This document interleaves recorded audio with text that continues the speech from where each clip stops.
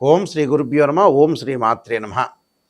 మార్చి 3వ తారీఖున మధ్యాహ్నం 3:20 నుండి 6:47 వరకు కూడా పాక్షిక చంద్రగ్రహణము.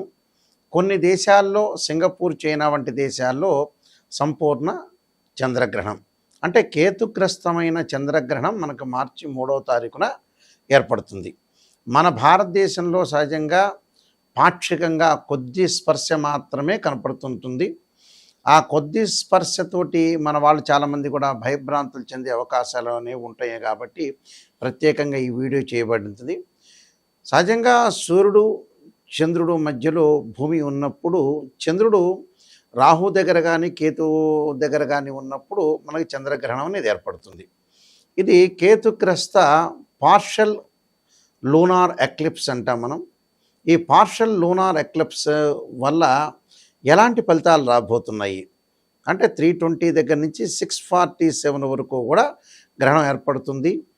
సహజంగా మన దేశంలో ప్రత్యేకంగా మన తెలుగు రాష్ట్రాల్లో 6:15 నుంచి సాయంకాలం ఉంటుంది. ఎందుకంటే చంద్రగ్రహణం అంటే సాయంకాలం పూట ఏర్పడే గ్రహణం. ఆ గ్రహణంలో మనకి కొద్ది సమయం మాత్రమే ఉంటుంది. అంటే 6:15 నుంచి 6:47 వరకే పార్షల్ లూనార్ ఎక్లిప్స్ మాత్రం ఏర్పడుతుంది.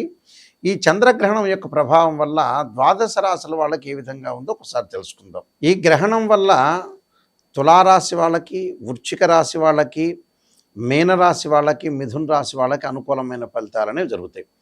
కొంతమందికి మిశ్రమైన ఫలితాలు, కొంతమందికి అశుభ ఫలితాలు జరిగే అవకాశాలు అనేవి ఉంటాయి. కుంభరాశి వారికి ఈ గ్రహణం అనేది సింహరాశిలో సంచారం చేయటం వల్ల సప్తమంలో గ్రహణం యొక్క సంచారం ఏర్పడుతుంది. ఈ సప్తమంలో గ్రహణం యొక్క సంచారాన్ని మనం చూసుకునేటైతే గ్రహణం దగ్గర నుంచి కూడా మనకి 7వ స్థానం అనేది కుంభరాశి అవుతుంది. ఈ కుంభరాశి వారికి ఎలాంటి ఫలితాలు జరగబోతున్నాయి అనేదాన్ని ప్రత్యేకంగా మనం చూసుకునేటట్టయితే అంటే కుంభం, మీనం, మేషం, వృషభం, మిథునం, కర్కాటకం, సింహం అంటే సహజంగా ఎలా ఉంటుందంటే 7వ స్థానం అవుతుంది. ఇక్కడ ఏదైతే గ్రహణం అనేది ఏర్పడుతుందో ఆ గ్రహణ విషయంలో కొద్దిగా అప్రమత్తంగా ఉండటం చాలా ఇంపార్టెంట్. అంటే ఏదైనా ప్రతి పని మనం చేసుకునేటప్పుడు చాలా జాగ్రత్తగా ఉండి ముందుకు వెళ్ళలేదనుకోండి కొన్ని ప్రమాదాలు జరిగే అవకాశాలు అనేవి ఖచ్చితంగా ఉంటాయి. ప్రమాదాలు కలగకుండా చూసుకోండి. అంటే ఈ రాశి వారికి ప్రత్యేకంగా వచ్చేటప్పటికల్లా మనం కొన్ని విషయాల్ని చూసుకోవాలి. కొన్ని విషయాలు ఎలాంటివి చూసుకోవాలి? వివాహ సంబంధమైన విషయాలు కొంత ఆలస్యం జరగటం ఒకటి, ప్రయత్నాలు వెనక్కి వెళ్ళిపోయే అవకాశం ఉండటం ఒకటి, ప్రతి దానిలో కూడా కొంత విజయం సాధించే అవకాశాలు ఎక్కువగా ఉంటాయి. అంటే విజయం అనేది కొంత జాగ్రత్తగా ఉండాలి. అంటే ఇక్కడ వివాహ సంబంధాలు ఆలస్యం కావటం, మంచి సుసంపన్నమైన కుటుంబం నుంచి అమ్మాయి కానీ అబ్బాయి రాకపోవటం ఒకటి, శుభ కార్యక్రమాలు ఆపే అవకాశాలు ఎక్కువ ఉండటం, జరగవు. ఏదో ప్రయత్నాలు చేయాలనుకుంటారు, ఏదో అయిపోతుంది. ఏదో మంచి చేయాలని చూస్తే కూడా చెడు జరిగే అవకాశాలు ఎక్కువ ఉంటాయి. ఒక మంచి చేయాలి వీళ్ళు అనుకుంటారు, వీళ్ళ మీద విమర్శలు గుప్పించే అవకాశాలు ఎక్కువ ఉంటాయి. అదే బంధుమిత్రులు మొన్నటి వరకు బాగున్న వాళ్ళు కూడా వీళ్ళని దుమ్మెత్తి పోసే అవకాశాలు ఎక్కువ వస్తాయి. అందువల్ల ఎలాంటి మధ్యవర్తిత్వము లేకుండా పెళ్లి సంబంధాల విషయంలో కానీ, పెళ్లి చూడటంలో కానీ, ప్రేమికుల మధ్యలో కానీ, ప్రేమ సంబంధమైన వ్యవహారాల్లో తలదూర్చకుండా ఉండటం చాలా మంచిది. అలానే భార్యాభర్తల మధ్యలో కూడా మధ్యవర్తిత్వం అనేది చూడటం వల్ల కూడా చాలా ఇబ్బందులు కలిగే సూచనలు అనేవి ఎక్కువ ఉన్నాయి. ఇలాంటి విషయాల్లో కొద్ది జాగ్రత్త వహించాలి. వీళ్ళు తప్పకుండా ఈ రాశి వాళ్ళు అనుసరించాల్సిన విషయాన్ని మనం ముఖ్యంగా చూస్తే చంద్రగ్రహణ కాలంలో అమ్మవారి యొక్క ఆరాధన చేయటం చాలా మంచిది. అంటే అమ్మవారి యొక్క ఆరాధన చేయటం వల్ల వీళ్ళకి మంచి జరిగే అవకాశాలు ఎక్కువ ఉంటాయి.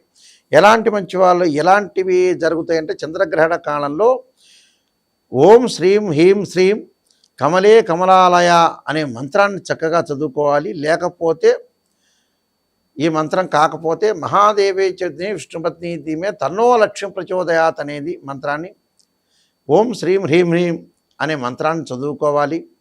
లక్ష్మీదేవి యొక్క ఆరాధన చేయటం వల్ల మీకు మంచి జరిగే అవకాశాలు ఖచ్చితంగా ఉంటాయి. మనకి ఈ గ్రహణం అనేది పాక్షిక కేతుగ్రస్త చంద్రగ్రహణం అంటాం మనం.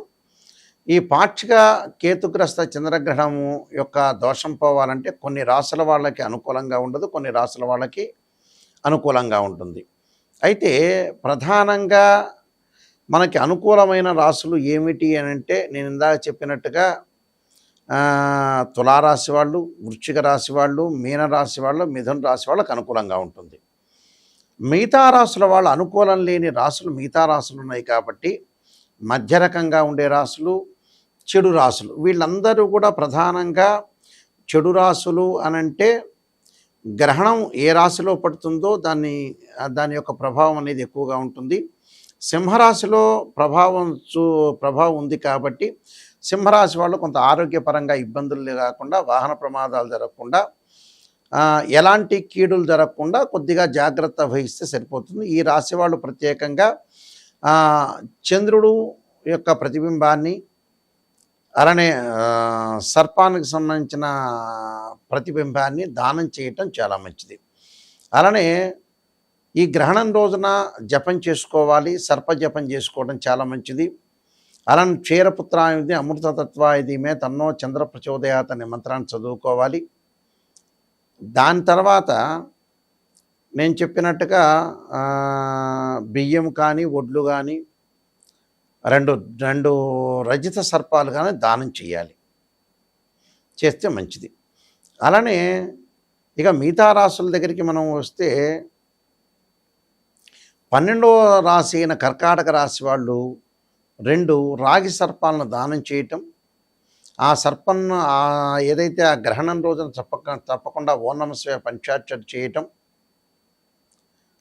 పంచాక్షరి చేయటంతో పాటు చక్కగా చంద్రుడి యొక్క జపాన్ని, కేతు యొక్క జపాన్ని చేసుకోవడం చాలా మంచిది. అలానే ప్రధానంగా వృషభ రాశి వారు వచ్చేటప్పటికల్లా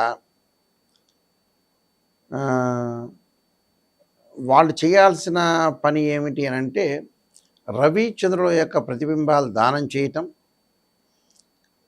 అలానే భగవంతుడి యొక్క ధ్యానము, నాగరాజాయుధ్య పృథ్వీధరాయ ధీమే తన్నో సర్ప ప్రచోదయాత్ అనే మంత్రాన్ని చదువుకోవాలి. మేషరాశి వారు వచ్చేటప్పటికల్లా వాళ్ళు ఓం నమః శివాయ పంచాక్షరి, వీలైతే ఆ గ్రహణ సమయంలో రుద్రాభిషేకము, తత్పురుషాయుధ్యే మహాదేవాయ ధీమే తన్నో రుద్ర ప్రచోదయాత్ అనే మంత్రాన్ని చదవటం. కుంభరాశి వారు ప్రధానంగా వాళ్ళు చేయాల్సినది ఏమిటంటే, 2 వెండి సర్పాలని చిన్న చిన్న సర్పాలకి పూజ చేసి సర్పసూక్త పాశుపదాస రుద్రాభిషేకం చేసి శివలింగం పెట్టి ఆ 2 సర్పాలని దానం చేయటం, ఉలవలు, మినుములు దానం చేయటం చాలా మంచిది. మకర రాశి వాళ్ళు 10 శివలింగాలు పెట్టి సర్పసూక్త పాశుపదాస రుద్రాభిషేకం, మినుముల మీద, ఉలవల మీద 2 సర్పాలను పెట్టి బ్రాహ్మణుడికి దానం చేయటం, వీలైతే కేతు జపం, చంద్ర జపం చేయటం చాలా మంచిది. అలానే ధనుస్సు రాశి వాళ్ళు వచ్చేటప్పటికల్లా రాహుకేతుల యొక్క పూజ చేయించడం, లేకపోతే రాహుకేతుల యొక్క జపం చేయటం చాలా మంచిది. అలానే కన్యారాశి వాళ్ళు వచ్చేటప్పటికల్లా రాహుకేతులకి శవాలైన రాహుకేతులు ఉంటారు. ఆ రాహుకేతుల దగ్గర 2 సర్పాలను, జంట సర్పాలను పెట్టి రాహుకేతుల్ని పంచామృతంతో పూజ చేసి ఆ 2 సర్పాలను బ్రాహ్మణుడికి దానం చేయటం, ఇంట్లో జపము, రుద్రాభిషేకము, యజ్ఞము, యాగం లాంటి చేయటం వల్ల కూడా అందరికీ కూడా మంచి జరిగే అవకాశాలు ఎక్కువగా ఉంటాయి. అయితే వీళ్ళందరికీ కూడా కొద్దిగా ప్రాబ్లమ్స్ వచ్చే అవకాశం అనేది ఒకటి ఉంటుంది కాబట్టి ఇలాంటి దోష పరిహారం చేసుకోవడం చాలా మంచిది. దీంతోపాటు ప్రత్యేకంగా చంద్రగ్రహణం గురించి మన వాళ్ళు ఏం భయపడాల్సిన పని లేదు. ఇది పాక్షికంగా ఉండే చంద్రగ్రహణం అంటారు. పాక్షిక చంద్రగ్రహణానికి భయభ్రాంతులు చెందాల్సిన పని లేదు. మన ఛానల్స్లో చాలామంది కూడా చూపిస్తున్నారు రకరకాల అపోహలతో, ఇదేదో గ్రహణం అయిపోతుంది, ఏదో ప్రాబ్లం అయిపోతుంది. ఏమీ ప్రాబ్లం కాదు. అసలు మన దేశంలో ఎప్పుడూ చంద్రగ్రహణం అంటే సాయంత్రం పూటే కనపడుతుంది. ఇది మధ్యాహ్నం పూట ఉంది అని అంటే వేరే వేరే దేశాల్లో సాయంకాలం పూట కనపడే అవకాశాలు ఉంటాయి కాబట్టి ఆ సమయాన్ని బట్టి మనం బాధపడాల్సిన అవసరం ఏమీ లేదు. గ్రహణ ప్రభావం అనేది చాలా తక్కువగా స్వల్పంగా ద్వాదశ రాశుల మీద పడుతుంది. అయితే ఏదైనా సరే ఇవన్నీ కూడా గోచారరీత్యా ఫలితాలు అంటారు. ఈ గ్రహణ దోషం కూడా గ్రహణ గోచారం అంటారు. జన్మజాతకాన్ని అనుసరించే విషయాలనేవి కానే కావు. భయపడాల్సిన పనేమీ లేదు. అలా ఏదో నాకు నెగిటివ్ జరిగిపోతుంది, ఏదో జరిగిపోతుంది అనే అపోహ అనేది పడాల్సిన అవసరం లేదు. అయితే ప్రత్యేకంగా నా దగ్గర ఎవరైనా సరే రాశిఫల జాతకపరంగా చెప్పించుకునేవాళ్ళు నా నెంబర్ స్క్రీన్ మీద స్క్రోల్ అవుతున్న నెంబర్ ఉంది, ఆ నెంబర్కి కాల్ చేయొచ్చు. నేను నెంబర్ ఆఫ్ ఆస్ట్రాలజీ బుక్స్ రాశాను. కాలసర్ప యోగము, కాలసర్ప యోగ చంద్రిక, రాహుకేతులు, ఛాయాగ్రహాలు, అలానే పుత్రగణపతి వ్రతము, వాహ మార్తాండము, జాతక చంద్రిక, సర్వదేవతా గోత్రులు పార్ట్ 1, పార్ట్ 2, స్వప్నశాస్త్ర ఫలదీపిక, ప్రొడక్షన్ ఆఫ్ ఆస్ట్రాలజీ, ఇలాంటి నెంబర్ ఆఫ్ ఆస్ట్రాలజీ బుక్స్ రాశాను. ఏదైనా ఒక రాశి చక్రాన్ని అనాలిసిస్ చేయాలంటే మీరందరూ కూడా గమనించాల్సిన విషయం ఏమిటంటే, ఫస్ట్ జాతకంలో పాజిటివ్ కంటే కూడా యాక్చువల్గా నెగిటివ్ ఎక్కడ ఉంది అని తెలుసుకోవాలి. పాజిటివ్ అంటే ఏమిటి మనకు తెలుసా? పాజిటివ్ మనకు ఎలా జరగబోతుందని, మన భవిష్యత్తు మనకి ఏ మనిషికైనా సరే మేము చెప్పకముందే అతని యొక్క లోపాలు తెలుస్తాయి, అతని యొక్క క్యారెక్టర్లో ఉండే విషయాలు తెలుసు, అన్ని రకాలుగా తెలుసు. నెగిటివ్ తెలుసుకొని ఆ నెగిటివ్ ఎప్పుడు అనేది పోతుందని తెలుసుకోండి. మీరు నెగిటివ్ చెప్పించుకోండి. ఎక్కడైనా సరే గురువు గారి దగ్గరికి వెళ్ళినప్పుడు పాజిటివ్ నెగిటివ్ రెండూ ఉంటాయి. ఆ నెగిటివ్ తెలుసుకున్నామంటే ఇప్పుడు ఒక మనిషిలో వ్యక్తిత్వంలో 50% పాజిటివ్ ఉంటుంది, 50% నెగిటివ్ ఉంటుంది. పాజిటివ్ తెలుసుకోవాల్సిన అవసరం దానికంటే కూడా నెగిటివ్ తెలుసుకుంటే ఆ 50% మనం తగ్గించుకుంటే 100% పాజిటివ్ అవుతాం. ఎందుకంటే శ్రేయ లోపం పెరుగుట పెద్ద విద్య, లోపం ఎరిగిన వాడే పూర్ణుడు అవుతాడు. అందువల్ల నిజాన్ని తెలుసుకోండి. నిజాన్ని తెలుసుకొని ముందుకు వెళ్తేనే మంచిది. చాలామంది కూడా పాపం నెగిటివ్ అంటే ఇష్టం లేదు, పాజిటివ్ అంటే ఇష్టం. పర్లేదు, ఆ పాజిటివ్ చెప్పొచ్చుకొని మన అబద్ధాల ముసుగులో జీవించాల్సిన అవసరం లేదు. వాళ్ళే నష్టపోతారు. ఎప్పుడూ కూడా మన లైఫ్ని మనం ఎప్పుడూ కూడా మోసం చేసుకోకూడదు. సత్యాన్ని గ్రహించుకోవాలి. ఇలాంటి విషయాలన్నీ కూడా గ్రహించుకోండి. ఇవన్నీ గోచార రీత్యా ఫలితాలే కానీ బర్త్ చార్ట్ అనుసరించే విషయాలు కాదు. బర్త్ చార్ట్ అంటే D16 చార్ట్స్ అన్నీ కూడా మనం అనాలిసిస్ చేసి ముందుకెళ్తేనే పర్ఫెక్ట్గా వస్తుంది. www.nayakanti.com కానీ nayakanti.in కానీ మీరు చూడండి. చూసిన తర్వాత మీరు జాతకపరంగా ఎవరైతే నిజంగా జాతకాన్ని చెప్పించుకునే వాళ్ళు మాత్రమే నాకు ఫోన్ చేయండి.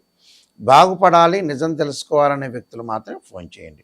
మీ అందరికీ కూడా గ్రహణం వల్ల ఎలాంటి ప్రాబ్లమ్స్ వచ్చే అవకాశం లేదు. ఏం భయపడాల్సిన పని లేదు. మీ అందరికీ కూడా శ్రీ పరమేశ్వరుడి యొక్క కరుణాకటాక్షం ఉండాలని ఆశిస్తూ సర్వే జనా సుఖినో భవంతు.